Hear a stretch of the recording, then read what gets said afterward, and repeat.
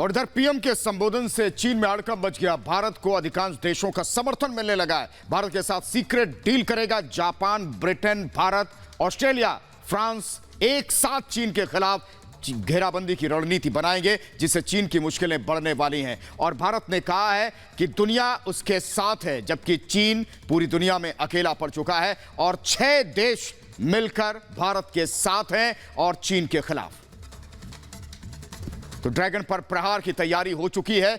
समंदर से लेकर पहाड़ तक लद्दाख में भी चीन पिटेगा और समंदर में भी जापान और अमेरिका के हाथों चीन मरेगा। हिंदुस्तान ने भी हिंद महासागर में अपनी तैयारी मजबूत कर ली है और सबसे बड़ी तैयारी इस वक्त अमेरिका की दिख रही है, जिसने कई देशों के साथ में युद्धाभ्यास किया है। ये 2 तस्वीरें आपके सामने। लेह में जब मोदी ने हुंकार भरी तो फिर चीन बौखलाया और चीन ने कहा कि वो विस्तारवादी वाला देश नहीं है।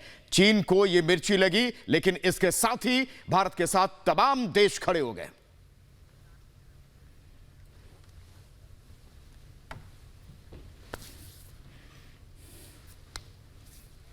और उस बीच एक और बड़ी खबर आ रही है। चीन के खिलाफ लगातार घेराबंदी तेज होती जा रही है। एक एक मुल्क भारत के साथ आकर खड़ा हो गया है। भारत के साथ भूटान भी खड़ा हो गया है। भूटान ने चीन को फटकार लगाई है। सीमा विवाद पर भारत भूटान साथ साथ हैं।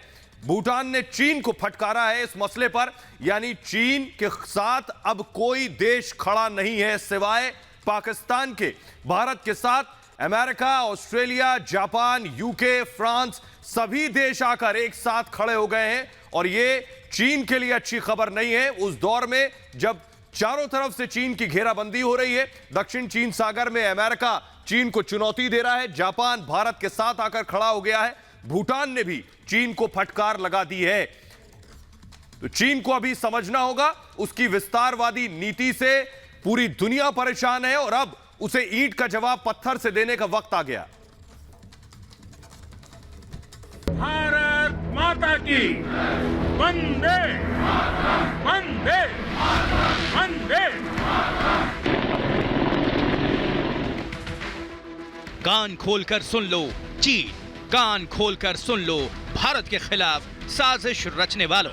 ये भारत की ललकार है, ये सिंह की दहाड़ है। भारत का मस्तक 130 करोड़ भारतीयों के मान सम्मान का प्रतीक। ये एक चेतावनी है कि टकराओगे तो चूर चूर हो जाओगे। लेह पहुंचे पीएम मोदी ने साफ साफ शब्दों में चीन को ऐसा कड़ा संदेश दिया कि मां भारती के मान सम्मान की रक्षा के लिए हम पूरी ताकत से तैयार हैं।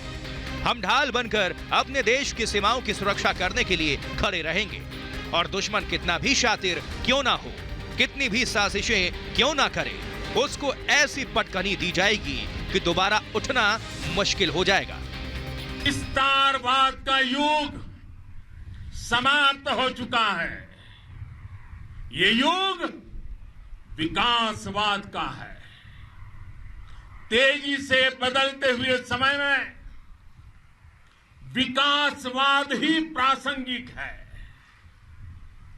विकासवाद के लिए ही अवसर है और विकासवाद ही भविष्य का आधार भी।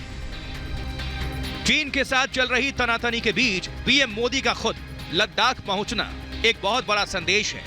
अचानक मोर्चे पर पहुंचे मोदी ने साफ कह दिया कि गलवान घाटी हमारी है और इस पर जो भी बुरी निगाह रखेगा उसका अंजाम बहुत बुरा होगा।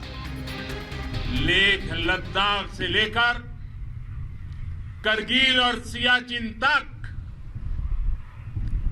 रेजांगला की बर्फीली चोटियां से लेकर गलवान घाटी के ठंडे पानी की धारा तक, हर चोटी, हर पहाड़, हर जर्रा जर्रा, हर कंकड़ पत्थर भारतीय सैनिकों के पराक्रम की।